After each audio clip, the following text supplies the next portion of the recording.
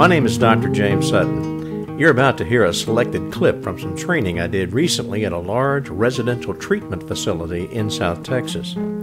The topic dealt with the slowing down or calming down of a youngster caught up in an escalating emotional episode. We were considering ways to help the youngster calm down, slow down, and regain positive focus and composure. The red box you'll hear me mention in the program is part of a continuum of control over frustration, emotional bandwidth, as it were. The red box is that place where a youngster is moving rapidly toward loss of control and even hysteria. Obviously, at that point, a youngster is not thinking or responding rationally.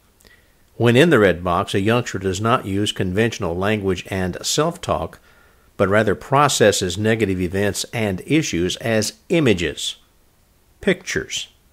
Obviously, they are troubled images, and they move like lightning, often resulting in impulsive behavior that only makes things worse.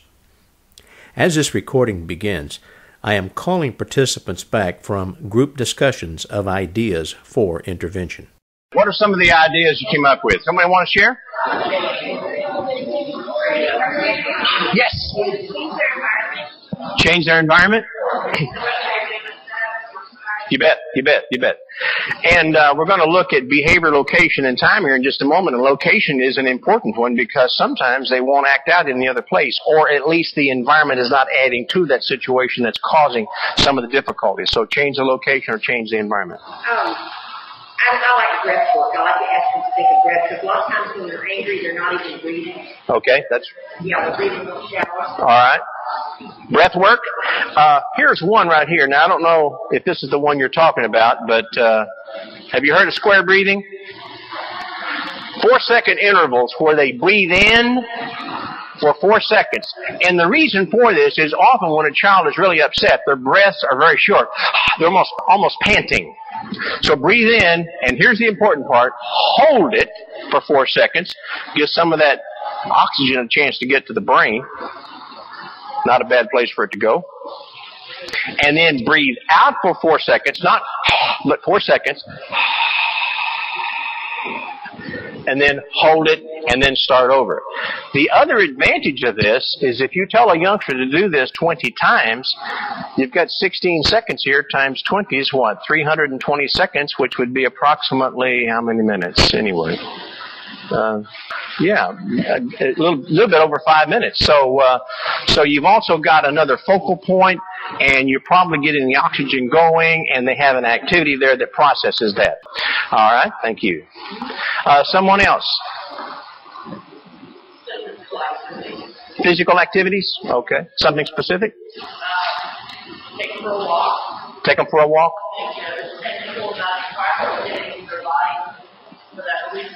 Excellent. Yeah. I used to do consulting work and saw kids at South Texas Children's Home in Beeville, and I could get away with it there. We could walk down a country road. No issues of confidentiality.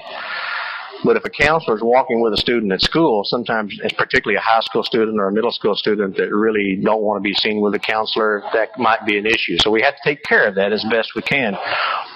Thank you. Someone else? Right. Slower and quieter, and don't say too much. I think many times we just talk too much. The last thing I'll close with today is how to work with a youngster using the images. Let me share with you a few of them here that I've picked up through the years, and I've had the opportunity to do training all over the country, and I usually collect these in different places. One person had been an emergency room nurse, and she shared that whenever she worked with a child who was stressed, she would take a very soft bristle brush, speak to that child softly, and just brush their arm with that brush. So it's very, very soothing, the tactile kinesthetic of that. Now, having said that, I've also in situations such as a school, I think you might run up against parents who don't want you touching their kids like that. So we have to be careful about how we do that, but it'd be all right to give the child the brush and let them do it as I visit with them or talk with them. Kind of a distraction activity, but also a soothing activity as you do that and as you move through that. Another one, and this is kind of an interesting one because there are a number of ways you could use it, and that's plain old soap bubbles. Just the Walmart bubbles. You get them in the 6-pack, and they're not even $1, I don't think. They're cheap. And say to the child, blow the largest bubble you can blow. Well, if a youngster is in the red box or close to the red box or upset, what's going to happen is they're going to go, and they're going to have 400 bubbles, but they're all about that big. And then I say to them, blow the largest bubble you can blow. Now, what I like about that is that's the instruction, but to accomplish that, number one, you have to take a deep breath, and you have to blow slowly in a measured fashion so that you don't break that bubble. And say, blow 3 large bubbles. And what you'll see happening is the child's moving out of that red box back over to that left side, because that process alone brings an element of control. Most of the time. Not everything works perfectly. I understand that. I've been in this business long enough to know no one issue or strategy or tool is going to work with every child, particularly not with equal effectiveness.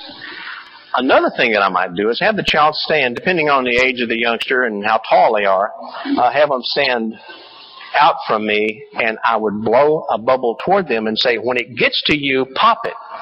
And then what you watch are their feet. You watch their feet, because as you blow that bubble, they're wanting to jump out there, which is an impulsive gesture. Say, no, wait until it comes to you.